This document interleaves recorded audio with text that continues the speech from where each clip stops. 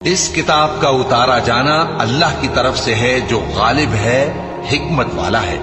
اے پیغمبر، ہم نے یہ کتاب تمہاری طرف سچائی کے ساتھ نازل کی ہے، تو اللہ کی عبادت کرو، یعنی اس کی عبادت کو شرک سے خالص کر کے۔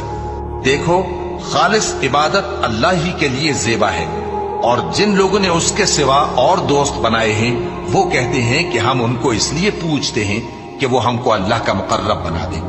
تو جن باتوں میں یہ اختلاف کرتے ہیں اللہ ان میں ان کا فیصلہ کر دے گا۔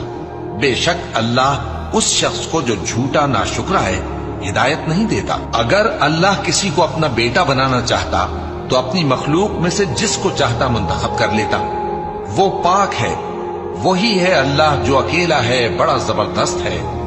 اسی نے آسمانوں اور زمین کو تدبیر کے ساتھ پیدا کیا ہے، اور وہی رات کو دن پر لپیٹتا اور دن کو رات پر لپیٹتا ہے، اور اسی نے سورج اور چاند کو کام میں لگا رکھا ہے، سب ایک وقت مقرر تک چلتے رہیں گے۔